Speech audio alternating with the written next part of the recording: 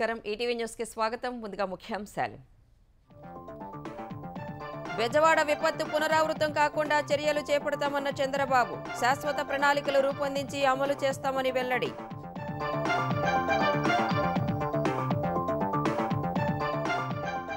బుడమేరు కాలువ ఆక్రమణల వల్లే విజయవాడలో వరదలు వైసీపీ ప్రభుత్వ నిర్లక్ష్యము తోడైందని స్థానికుల ఆరోపణ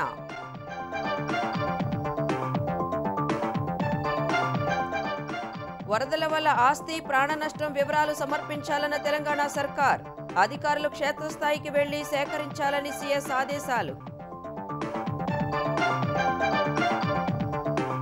ఓఆర్ఆర్ పరిధిలోని గ్రామాలు సమీప మున్సిపాలిటీల్లో విలీనం చేస్తూ ఆర్డినెన్స్ పరిపాలనా సౌలభ్యం కోసమే నిర్ణయమని తెలంగాణ ప్రభుత్వం వెల్లడి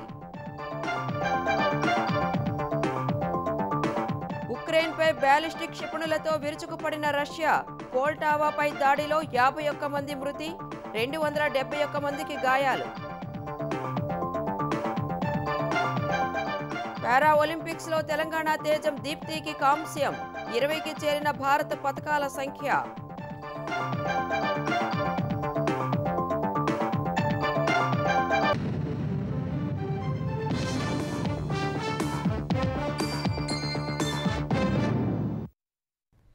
హెలికాప్టర్లో వెళితే వాస్తవాలు తెలియవనే తాను దాదాపు 25 కిలోమీటర్లు ప్రొక్లైన్పై పర్యటించినట్లు ముఖ్యమంత్రి చంద్రబాబు తెలిపారు. వరదల వల్ల పాడైన వాహనాలకు బీమా ఇప్పించే ఏర్పాటు చేస్తామని హామీ ఇచ్చారు. ఇళ్లు వ్యాపారాలు నష్టపోయిన వారికి సైతం సాయం అందిస్తామని చెప్పారు. విజయవాడలో మరోసారి ఇలాంటి పరిస్థితి రాకుండా విపత్తు నిర్వహణ ప్రణాళిక రూపొందించి అమలు చేస్తామని వెల్లడించారు. చంద్రబాబు నేడు రేపల్లిలో క్షేత్రస్థాయి పర్యటనకు వెళ్లనున్నారు. వరద ముంపు ప్రాంతాల్లో దాదాపు 4 గంటల పాటు నిర్విరామంగా పర్యటించిన సీఎం చంద్రబాబు విజయవాడ కలెక్టరేట్లో మంత్రులు ఉన్నతాధికారులతో మరోమారు సమీక్ష నిర్వహించారు. క్షేత్రస్థాయిలో పర్యటించినప్పుడు తాగడానికి నీళ్లు లేవంటూ ఎక్కువ మంది నుంచి ఫిర్యాదులు వచ్చాయని, నేటి నుంచి మరిన్ని వాటర్ బాటిళ్లు పంపిణీ చేస్తామని చెప్పారు. ట్యాంకర్లతో నీళ్లు సరఫరా ప్రారంభిస్తామన్నారు. ఈ సాయంత్రానికి అన్ని రక్షిత తాగునీటి పథకాల నుంచి నీళ్లు విడుదల చేస్తామని వెల్లడించారు. ప్రతి వార్డులో 1000 కుటుంబాలకు ఒకరిని నియమించి వారికి సెల్ ఫోన్ ఇచ్చి అందరికీ ఆహారం సరఫరా అయ్యిందో లేదో తెలుసుకుంటామని చెప్పారు. టెక్నాలజీ ఉపయోగించి డ్రోన్ గానీ సెల్ ఫోన్ గానీ ఎన్యూమరేషన్ కూడా దీన్ని వాడమంటున్నాం. రాష్ట్రం మొత్తం ఎక్కడైతే వరి పంట దెబ్బతినిందో, పంటలు దెబ్బతిన్నాయో డ్రోన్ ద్వారా కవరేజ్ తీసుకోమంటున్నాం, అనలిటిక్స్ తీసుకోమంటున్నాం, ఫైర్ ఇంజన్స్ అన్ని కూడా తెప్పిస్తున్నాం. ప్రతి ఒక్క ఇంటిని బురదలో కూరుకుపోయిన ఇళ్లన్నీ క్లీన్ చేసే బాధ్యత వాళ్ళకి అప్పచెప్పాం. అదే మరి ఇండ్లలో కూడా నీళ్లన్నీ వచ్చి స్కూటర్లు గానీ మోటార్ బైక్లు గానీ లేకపోతే కార్లు గానీ ఇవన్నీ ఉంటే దెబ్బతింటే అవన్నీ క్లీన్ చేసే బాధ్యత కూడా ఫైర్ సర్వీస్. వరదలో మునిగి బైక్లు, కార్లు, ఆటోలు, ఇతర వాహనాలు పాడయ్యాయని వాటి బీమా చెల్లింపుపై బుధ, గురువారాల్లో బ్యాంకర్లు, బీమా కంపెనీల ప్రతినిధులతో సమావేశం నిర్వహిస్తామన్నారు. నేటి నుంచి వరద ప్రభావిత ప్రాంతాల్లో వైద్య శిబిరాలు నిర్వహిస్తామని చెప్పారు. వరద బాధితులకు ఇచ్చే ఆహారాన్ని విసరకుండా గౌరవప్రదంగా చేతికందించారని కోరారు. భవిష్యత్తులో విజయవాడకు మరోసారి ఇలాంటి పరిస్థితి పునరావృతం కాకుండా చూస్తామని హామీ ఇచ్చారు. ఇప్పుడు బుడమేరు ఉంది, అక్కడ వాటర్ కూడా ఈ సింగనగర్ రాకుండా నేరుగా కొల్లేరు లేకపోతే VTPS నుంచి కృష్ణానదికి వచ్చేదానికి అక్కడ ఉండే అడ్డంకులను కూడా తొలగించి తొందరలోనే పూర్తి చేస్తాం. అదే మరిగా కృష్ణ లంకలో ఏవైతే ఆ గోడ కూడా ఉంది దానికి కూడా ఒక టార్గెట్ పెట్టుకుంటాం. నీళ్లన్నీ వచ్చే నీళ్లని లిఫ్ట్ కూడా చేయమన్నాం. చాలా సిస్టమేటిక్ గా మళ్ళీ ఈ సిటీకి ఇలాంటి జరగకుండా ఉండడం కోసం ఏమేం చేయాలని వెళ్తున్నాం. అది వైఎస్ఆర్ కాంగ్రెస్ పార్టీలో ఆ బ్రీచ్ పడింది. ఇప్పుడు కూడా బుకాయిస్తున్నారు. బుకాయింపులొద్దు. నేను వచ్చి 80 రోజులైంది. మా వాళ్ళు దాన్ని డయాగ్నోస్ చేయలేకపోయారు. రెండోది అన్ఎక్స్పెక్టెడ్ గా హెవీ రెయిన్స్ వచ్చాయి. మీరు చేసినటువంటి నిర్వాహకం ఈ రోజు రాష్ట్రాన్ని వెంటాడుతా ఉంది. ఒక మాట చెప్పాలంటే ఒక వెంటిలేటర్ పైన పెట్టే పరిస్థితికి వచ్చారు ఈ రాష్ట్రాన్ని. ఒకటే గుర్తుపెట్టుకోండి, రాజకీయ పార్టీకి ఉండవలసిన లక్షణాలు ఒక్క లక్షణం కూడా ఈ పార్టీకి లేదు. కేంద్రం సాయం కోరుతూ నివేదిక తయారు చేస్తున్నట్లు వెల్లడించారు. ఇవాళ రేపటికల్లా ముంపు బారిన పడ్డ చివరి ప్రాంతాలకు విద్యుత్ పునరుద్ధరిస్తామన్నారు. వరద బాధితుల్ని ఆదుకునేందుకు చాలా మంది ముందుకొస్తున్నారన్న సీఎం రిలీఫ్ ఫండ్ కు సాయం చేసేందుకు డిజిటల్ పేమెంట్, QR కోడ్ విధానం కూడా అందుబాటులోకి తెచ్చామని తెలిపారు. విరాళాలు ఇచ్చిన అందరికీ ధన్యవాదాలు తెలిపారు. బంగాళాఖాతంలో మరో అల్పపీడనం ఏర్పడుతోందని, దీనిపై ఇవాళ రేపట్లో స్పష్టత వస్తుందన్నారు.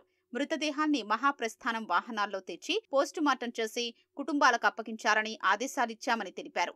చనిపోయిన పశువుల విషయంలోనూ జాగ్రత్తలు తీసుకుని ఖననం చేస్తామని స్పష్టం చేశారు. కూటమి ప్రభుత్వం వచ్చిన 3 నెలల్లోనే ఏర్పడిన విపత్తును సాహసోపేతంగా ఎదుర్కొన్నామని ఉప ముఖ్యమంత్రి పవన్ కళ్యాణ్ తెలిపారు. వరద ప్రభావిత ప్రాంతాల్లో పరిస్థితిని తాడేపల్లిలోని విపత్తుల నిర్వహణ కమిషనర్ కార్యాలయం నుంచి పవన్ పరిశీలించారు. పంచాయతీరాజ్ శాఖ పరంగా గత 2 రోజులుగా సమీక్షలు చేస్తున్నానని, గత 50 ఏళ్లలో ఎప్పుడూ రానంతగా భారీగా వరద నీరు వచ్చిందని తెలిపారు. బుడమేరు కాలువ నిర్వహణ విషయంలో గత ప్రభుత్వం జాగ్రత్తలు తీసుకోవాల్సిందని, వారు దృష్టి పెట్టని కారణంగా భారీగా వచ్చిన వరదతో ఇబ్బంది పడ్డామన్నారు. భవిష్యత్తులో ఇలాంటివి తలెత్తకుండా కాలువలను పటిష్టం చేయాలని అధికారులకు సూచించారు.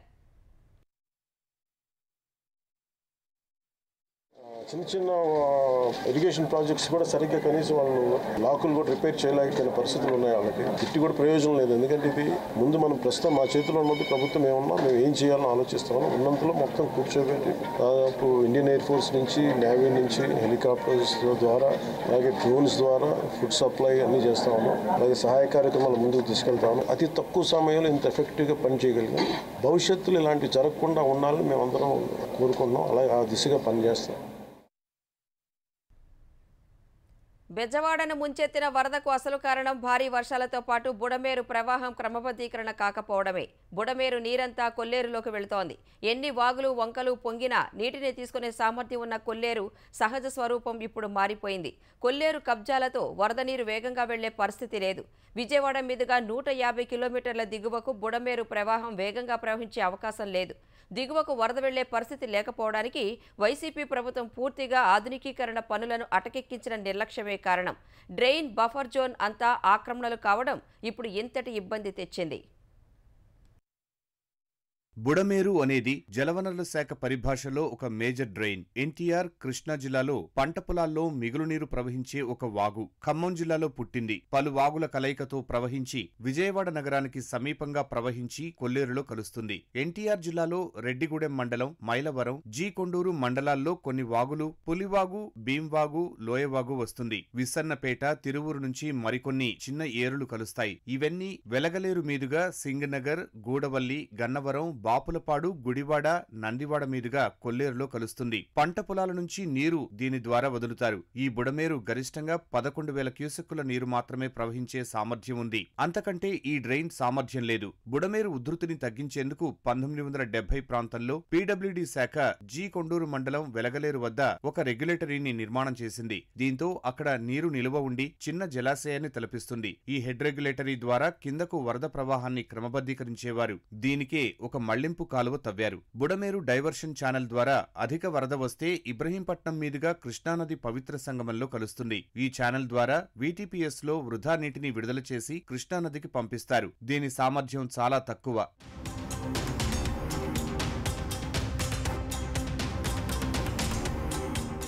బుడమేరుకు 2005లో భారీగా వరదలు వచ్చాయి. అప్పుడు దాదాపు 60,000 నుంచి 70,000 క్యూసెక్కులు వచ్చిన వరద విజయవాడ నగరాన్ని ముంచెత్తింది. టీడీపీ, సిపిఐ ఆధ్వర్యంలో పెద్ద ఎత్తున ఆందోళన చేశారు. బుడమేరుకు వచ్చే వరదను విజయవాడ నగరం మీదకు రాకుండా ఉండాలంటే బుడమేరు మళ్లింపు కాలువ ఒక్కటే మార్గమని ప్రతిపాదించారు. తరువాత పోలవరం కాలువను బుడమేరులో కలిపారు. అంటే పోలవరం నుంచి వచ్చే నీటిని కృష్ణానదిలో కలిపేందుకు దీన్ని ఒక అనుసంధాన కాలువగా మలిచారు. పోలవరం కుడి కాలువ సామర్థ్యం 37,500 క్యూసెక్కులకు డిజైన్ చేయగా ప్రస్తుత సామర్థ్యం 8,500 క్యూసెక్కులు మాత్రమే. గత కొన్నేళ్లుగా పట్టిసీమ నీళ్లు ఈ కాలువ ద్వారానే కృష్ణాలోకి వస్తున్నాయి. భవిష్యత్తులో పోలవరం కాలువను విస్తరించేందుకు అవకాశం ఉంది. ఆ మేరకు బీడీసీ సామర్థ్యం కూడా ఇప్పుడున్న 10,000 క్యూసెక్కులకు పెంచాల్సిన అవసరం ఉంది. అప్పట్లో వీటీపీఎస్ యాజమాన్యం అంగీకరించలేదని వైఎస్ ప్రభుత్వం బుడమేరు డైవర్షన్ ఛానల్ విస్తరణను వదిలేసింది. దీంతో వరద ఎక్కువ వచ్చినా డైవర్షన్ ఛానల్ నుంచి విడుదల చేసే అవకాశం లేకుండా పోయింది. పైగా బుడమేరు నుంచి వచ్చే వరద కృష్ణానదిలో కలవాలంటే ప్రకాశం బ్యారేజీ వద్ద నీటి మట్టం 12 అడుగుల వరకే ఉండాలి. అంతకంటే ఎక్కువ ఉంటే బుడమేరులో నీరు వెనక్కి తన్నుతుంది.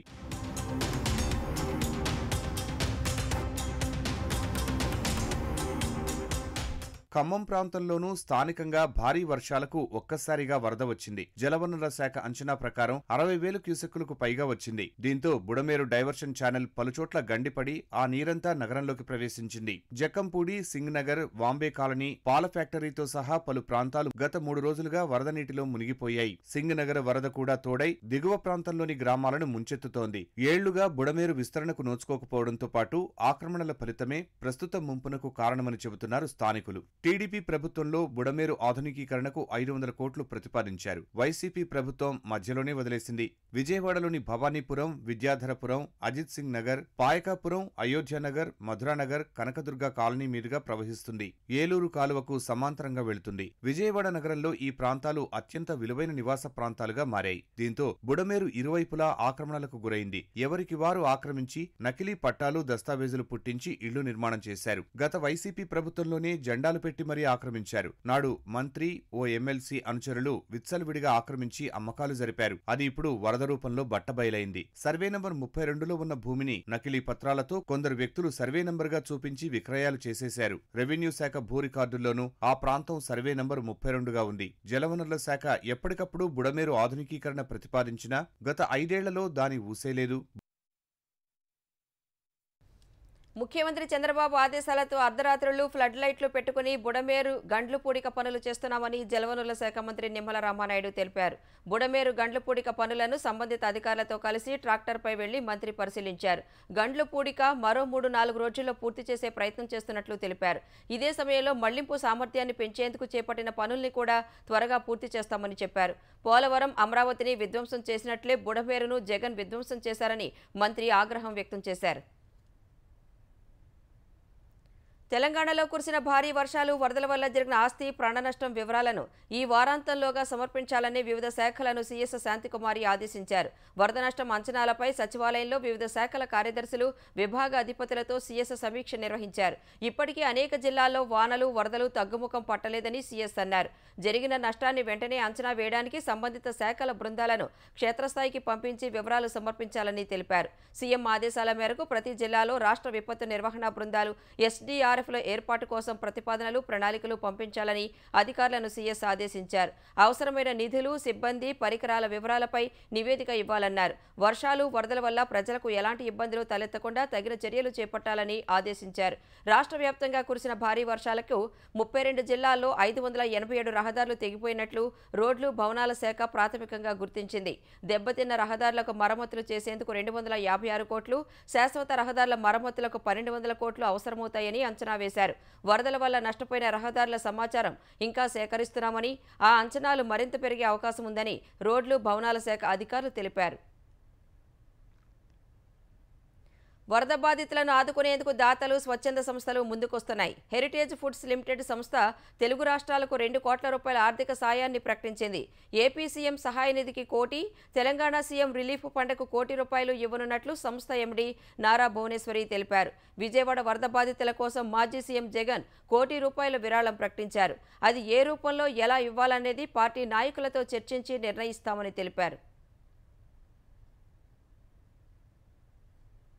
హైదరాబాద్ ఔటర్ రింగ్ రోడ్ పరిధి మొత్తం పూర్తి పట్టణ ప్రాంతంగా మారనుంది. ఓఆర్ఆర్ పరిధిలోని పక్కనే ఉన్న గ్రామ పంచాయతీలన్నింటినీ రాష్ట్ర ప్రభుత్వం సమీపంలోని పురపాలికల్లో విలీనం చేసింది. రంగారెడ్డి, మేడ్చల్, సంగారెడ్డి జిల్లాలకు చెందిన 51 గ్రామాలు పురపాలికల్లో చేర్చారు. శరవేగంగా సాగుతున్న పట్టణీకరణకు తగిన పరిపాలనా వ్యవస్థ కోసం రాష్ట్ర ప్రభుత్వం ఆ నిర్ణయం తీసుకుంది. ఈ మేరకు 2019 పురపాలిక చట్టానికి సవరణ చేస్తూ సర్కార్ ఆర్డినెన్స్ తీసుకొచ్చింది. హైదరాబాద్ ను ఆనుకొని ఉన్న గ్రామాల్ని సమీపంలోని మున్సిపాలిటీల్లో రాష్ట్ర ప్రభుత్వం విలీనం చేసింది. ఓఆర్ఆర్ పరిధి లోపల ఓఆర్ఆర్ ను ఆనుకొని ఉన్న 51 గ్రామ పంచాయతీల్ని మున్సిపాలిటీల్లో విలీనం చేస్తూ ప్రత్యేక ఆర్డినెన్స్ తీసుకొచ్చింది. ఈ మేరకు గెజిట్ విడుదల చేసిన సర్కార్ హైదరాబాద్ శరవేగంగా అభివృద్ధి చెందుతుండటంతో పాలనా సౌలభ్యం కోసం ఆ నిర్ణయం తీసుకున్నట్లు వెల్లడించింది. 2019 పురపాలక చట్టానికి సవరణ చేస్తూ ఆర్డినెన్స్ తీసుకొచ్చింది. రంగారెడ్డి జిల్లా పరిధిలో 12 గ్రామాల్ని 4 మున్సిపాలిటీల్లో కలపగా అధికంగా మేడ్చల్, మల్కాజిగిరి జిల్లా పరిధిలోని 28 గ్రామాల్ని 7 మున్సిపాలిటీల్లో కలిపారు. అలాగే సంగారెడ్డి జిల్లా పరిధిలో 11 గ్రామాల్ని అక్కడి 2 మున్సిపాలిటీల్లో విలీనం చేశారు. ఔటర్ రింగ్ రోడ్డు పరిధి మొత్తం ఇక పూర్తి పట్టణ ప్రాంతంగా మారనుంది. Administrative staff college of India ASCI urban governance పై అధ్యయనం చేసి ప్రభుత్వానికి నివేదిక ఇచ్చింది. ఆస్కీ నివేదికతో పాటు రంగారెడ్డి, సంగారెడ్డి, మేడ్చల్ జిల్లాల కలెక్టర్ల కమిటీ పంచాయతీల విలీనంపై పురపాలక శాఖకు సిఫార్సు చేసింది. ఆస్కీ నివేదిక, కలెక్టర్ల సిఫార్సును పరిశీలించిన పురపాలక శాఖ ఓఆర్ఆర్ పరిధిలోని 45 గ్రామ పంచాయతీల్ని సమీపంలోని మున్సిపాలిటీల్ని విలీనం చెయ్యాలని ప్రభుత్వానికి ప్రతిపాదించింది. ఆ ప్రతిపాదనల్ని పరిశీలించిన ప్రభుత్వం ఆగస్టు 1న మంత్రి శ్రీధర్ బాబు అధ్యక్షతన మంత్రివర్గ ఉపసంఘాన్ని ఏర్పాటు చేసింది. 45 గ్రామ పంచాయతీల విలీనంపై ప్రతిపాదనల్ని పరిశీలించిన ఉపసంఘం ఆగస్టు 22న స్థానిక ప్రజా ప్రతినిధుల నుంచి అభిప్రాయాలు స్వీకరించింది.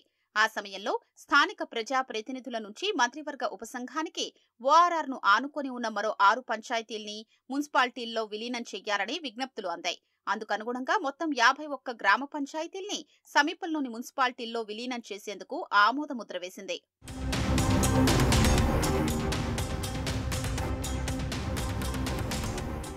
రంగారెడ్డి జిల్లా పరిధిలోని పెద్ద అంబర్పేట్ మున్సిపాలిటీలో బాచారం, గౌరెల్లి, కుత్బుల్లాపూర్, తారామతిపేట పంచాయతీలో, శంషాబాద్ మున్సిపాలిటీలో బహదూర్గూడ, పెద్ద గోల్కొండ, చిన్న గోల్కొండ, హమీదుల్లానగర్, రషీద్గూడ, ఘంసీమిగూడ గ్రామాలు విలీనం కాగా నార్సింగి మున్సిపాలిటీలో మీర్జాగూడ గ్రామ పంచాయతీ విలీనమైంది. తుక్కుగూడ మున్సిపాలిటీలో హర్షగూడ గ్రామ పంచాయతీ విలీనం చేస్తున్నట్లు ప్రభుత్వం ప్రకటించింది. మేడ్చల్, మల్కాజ్గిరి జిల్లా పరిధిలోని మేడ్చల్ మున్సిపాలిటీలో పూడూరు, రాయిలాపూర్ గ్రామ పంచాయతీలు, దమ్మాయిగూడ మున్సిపాలిటీలో కీసర, యాద్గిరిపల్లి, అంకిరెడ్డిపల్లి, చీర్యాల, నర్సపల్లి, తిమ్మాయిపల్లి, నాగారం మున్సిపాలిటీలో బోగారం, గోదాముకుంట, కరీంగూడ, రాంపల్లి, దాయారా పంచాయతీల్ని విలీనం చేశారు. పోచారం మున్సిపాలిటీలో వెంకటాపూర్, ప్రతాపసింగారం, కొర్రెముల, కాచివాని సింగారం, చౌదరిగూడలు విలీనం చేస్తున్నట్లు సర్కార్ పేర్కొంది. ఘట్కేసర్ మున్సిపాలిటీలో అంకుషాపూర్, ఔషాపూర్, మాదారం, ఏదులాబాద్, ఘనాపూర్, మర్పల్లిగూడ విలీనమయ్యాయి. గుండ్లపోచంపల్లి మున్సిపాలిటీలో మునీరాబాద్, గౌడవెల్లి పంచాయతీల్ని విలీనం చేశారు. తూంకుంట మున్సిపాలిటీలో బొమ్రాసిపేట, శామీర్పేట, బాబాగూడ పంచాయతీలు కలసిపోయాయి. సంగారెడ్డి జిల్లా ఓఆర్ఆర్ పరిధిలో తెల్లాపూర్ మున్సిపాలిటీలో కర్దానూర్, ముత్తంగి, పోచారం, పాటి, ఘన్పూర్ పంచాయతీల్ని కలిపారు. అమీన్పూర్ మున్సిపాలిటీలో ఐలాపూర్ తండా, పటేల్గూడ, దయారా, కిస్టారెడ్డిపేట, సుల్తాన్పూర్ పంచాయతీల విలీనం చేసినట్లు ప్రభుత్వం వెల్లడించింది. 51 గ్రామ పంచాయతీల్ని మున్సిపాలిటీల్లో విలీన నిర్ణయం తక్షణమే అమల్లోకొస్తుందని ప్రభుత్వం గెజిట్లో పేర్కొంది.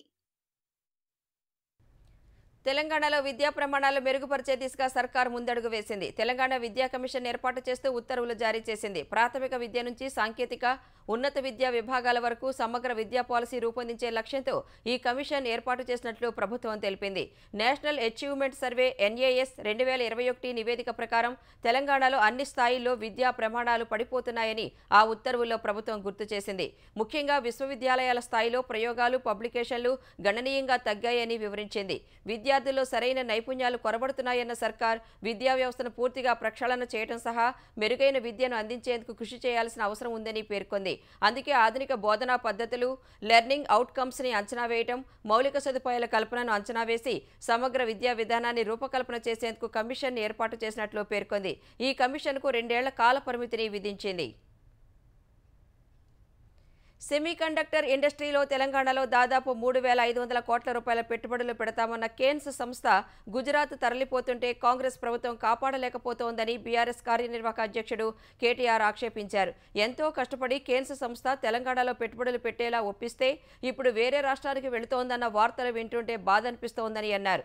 ఈ మేరకు ఎక్స్లో పోస్ట్ చేసిన కేటీఆర్ ఈ సంస్థను కర్ణాటక నుంచి తెలంగాణకు రప్పించేందుకు ఎంతో కష్టపడ్డామని గుర్తు చేశారు. హైదరాబాద్లో తమ యూనిట్ పెట్టాలంటే అంతర్జాతీయ విమానాశ్రయం సమీపంలోని కొంగరకలాలో ఫాక్స్కాన్ ప్లాంట్ పక్కన భూమి కేటాయించాలని ఆ సంస్థ యాజమాన్యం కోరిందని తెలిపారు. కేవలం 10 రోజుల్లోనే అప్పటి బీఆర్ఎస్ ప్రభుత్వం వారికి భూమి కేటాయించిందని వెల్లడించారు. ఆ భారీ యూనిట్ ప్రారంభమై ఉన్నట్లయితే తెలంగాణ యువతకు ఉపాధి అవకాశాలతో పాటు రాష్ట్రానికి ఆదాయం పెరిగేదన్నారు. ఇది తెలంగాణకు భారీ నష్టమని కేటీఆర్ తీవ్ర అసంతృప్తి వ్యక్తం చేశారు. భారీ వరదలతో దెబ్బతిన్న రైల్వే ట్రాక్ల పునరుద్ధరణ యుద్ధ ప్రాతిపదికన జరుగుతోందని, ట్రాక్ పనులు పూర్తి కాగానే హైదరాబాద్ విజయవాడకు రైలు సర్వీసులు పునరుద్ధరిస్తామని విజయవాడ DRM నరేంద్ర ఏ పాటిల్ తెలిపారు. ప్రస్తుతం వరదలో నీట మురిగిన రాయనపాడు రైల్వే స్టేషన్లో 2 ట్రాకులు బయటపడ్డాయని, ఆ ట్రాకుల పటిష్టతపై భద్రతా, సిగ్నలింగ్ అధికారులు తనిఖీలు చేస్తున్నట్లు తెలిపారు. 3వ ట్రాక్ కూడా తేలగానే పునరుద్ధరించనున్నట్లు తెలిపారు. కాజీపేట, మహబూబాబాద్ వద్ద ట్రాక్ నిర్మాణం పూర్తి కాగానే రైళ్లు పట్టాలెక్కిస్తామని పాటిల్ చెప్పారు. వరద కారణంగా ట్రాకులు కొట్టుకుపోవడంతో విజయవాడ డివిజన్లోనే 3 రోజుల్లో 323 రైళ్లు రద్దు చేసినట్లు తెలిపారు. 173 రైళ్లు దారి మళ్లించి నడిపామని, 120 రైళ్లు పాక్షికంగా రద్దు చేసినట్లు పాటిల్ వెల్లడించారు. ప్రకాశం బ్యారేజ్ వద్ద గతంలో ఎన్నడూ లేని రీతిలో వరద ప్రవహించడంతో కృష్ణానదిపై నిర్మించిన రైల్వే ట్రాక్కి వరద తాకిందన్నారు. ఆ మార్గంలో ట్రాక్ను పరిశీలించామని, పటిష్టంగా ఉన్నట్లు పాటిల్ తెలిపారు. వరదలతో ఏపీఎస్ఆర్టీసీకి అపార నష్టం వాటిల్లింది. వరద నీటితో విజయవాడలోని విద్యాధరపురం, ఇబ్రహీంపట్నం బస్సు డిపోలు, పలు వర్క్షాపులు, గ్యారేజ్లు నీట మునిగాయి. విద్యాధరపురం డిపోలో 2 రోజులుగా 40 బస్సులు నీటిలోనే మునిగి ఉన్నాయి. డిపో బయటకు తరలించిన బస్సులను బైపాస్ రహదారిపై నిలిపిన 10 అడుగుల లోతు నీరు రావడంతో వాటి ఇంజిన్లలోకి నీరు వెళ్లాయి. దీంతో 70 బస్సులు ఎక్కడికక్కడ నిలిచిపోయాయి. ఇబ్రహీంపట్నం బస్సు డిపోలో 20 ఆర్టీసీ బస్సులు నీట మునిగాయి. పలు బస్సుల ఇంజిన్లలోకి నీరు వెళ్లి ఆగిపోయాయి. దీంతో విజయవాడ సిటీ పరిధిలో బస్సులు అరకొరగా తిరిగాయి. పాడైన ఇంజిన్ల మరమ్మతులు చేసేందుకు ఒక్కో బస్సుకు కనీసం 2 లక్షలు ఖర్చవుతాయని ఆర్టీసీ అధికారులు తెలిపారు. విద్యాధరపురంలోని ఆర్టీసీ వర్క్షాప్ సహా టైర్ రీట్రేడింగ్ సెంటర్, ఆసుపత్రి, బస్ పార్కింగ్ ప్రాంతాల్లోనూ భారీ ఎత్తున వరద ముంచెత్తడంతో కోట్ల విలువ చేసే కొత్త బస్సులు, పరికరాలు, యంత్ర సామాగ్రి దెబ్బతిన్నట్లు ప్రాథమికంగా గుర్తించారు. వరద ఇంకా ఉండటంతో నష్టం ఎంత అనేది అంచనా వేయలేకపోతున్నట్లు అధికారులు తెలిపారు. పారాలింపిక్స్లో భారత పతకాల సంఖ్య 20కి చేరింది. మంగళవారం భారత పారా అథ్లెట్లు అద్భుత ప్రదర్శనతో 2 రజత పతకాలు సహా మొత్తం 5 పతకాలు దేశానికి అందించారు. జావెలిన్ త్రోలో భారత్కు మరో 2 పతకాలు వచ్చాయి. F46 విభాగం ఫైనల్లో పారా అథ్లెట్ అజిత్ సింగ్ ఈటెను 65.62 మీటర్లు విసిరి 2వ స్థానంలో నిలిచి రజత పతకాన్ని సాధించాడు. ఇదే విభాగంలో పోటీపడిన మరో పారా అథ్లెట్ సుందర్ సింగ్ గుర్జార్ 64.96 మీటర్లు విసిరి 3వ స్థానంలో నిలిచి కాంస్యాన్ని అందుకున్నాడు. అటు హై జంప్లో కూడా భారత్కు 2 పతకాలు వచ్చాయి. T63 విభాగంలో శరత్ కుమార్ 1.88 మీటర్లు గెంతి 2వ స్థానంలో నిలిచి సిల్వర్ మోడల్ను కైవసం చేసుకున్నాడు. ఇదే విభాగంలో బరిలోకి దిగిన మరియప్పన్ తంగవేలు 1.85 మీటర్లు గెంతి కాంస్య పతకాన్ని సాధించాడు. అటు మహిళల 400 మీటర్ల పరుగు T20 విభాగంలో తెలంగాణకు చెందిన పారా అథ్లెట్ దీప్తి శివాంజీ దేశానికి కాంస్య పతకాన్ని అందించింది. ఫైనల్లో 55.82 సెకన్లలో లక్ష్యాన్ని పూర్తి చేసి 3వ స్థానంలో నిలిచి కాంస్య పతకాన్ని సాధించింది. ఇప్పటివరకు పారాలింపిక్స్లో భారత్కు 3 స్వర్ణాలు, 7 రజతాలు, 10 కాంస్య పతకాలు వచ్చాయి. ఉక్రెయిన్లో పోల్టావా నగరంపై రష్యా జరిపిన భీకర దాడుల్లో మృతుల సంఖ్య 51కి పెరిగింది. గాయపడిన వారి సంఖ్య 271కి పెరిగింది. మంగళవారం పోల్టావాలోని ఓ సైనిక శిక్షణ శిబిరంతో పాటు విద్యా కేంద్రం, ఆసుపత్రి సమీపంలో రష్యా 2 బ్యాలిస్టిక్ క్షిపణులు ప్రయోగించింది. ఈ దాడిలో మరణించిన వారిలో 18 మంది భవన శిథిలాల కిందే సజీవ సమాధి అయ్యారు. కీవ్కు పోల్టావా నగరం 350 కిలోమీటర్ల దూరంలో ఉంది. యుద్ధం మొదలైనప్పటి నుంచి జరుగుతున్న అతిపెద్ద దాడుల్లో ఇది ఒకటి అని ఉక్రెయిన్ అధ్యక్షుడు జెలెన్స్కీ పేర్కొన్నారు. రష్యా దాడిలో విద్యాసంస్థలోని ఓ భవనం కూలిపోగా కొందరు శిథిలాల కింద చిక్కుకున్నట్లు తెలిపారు. వారిలో చాలా మందిని కాపాడినట్లు టెలిగ్రామ్ ఛానల్లో ఓ వీడియో పోస్ట్ చేశారు. 3 రోజుల పాటు సంతాప దినాలను పోల్టావా గవర్నర్ ప్రకటించారు. మరోవైపు ఉక్రెయిన్ రాజధాని కీవ్ సహా పరిసర నగరాలపై డ్రోన్లు, క్రూయిజ్, బ్యాలిస్టిక్ క్షిపణులతో రష్యా సేనలు విరుచుకుపడుతున్నాయని ఉక్రెయిన్ సేనలు ఆరోపిస్తున్నాయి. వరుస పేలుళ్లతో ప్రజలు భయభ్రాంతులకు గురవుతున్నారని చెబుతున్నాయి.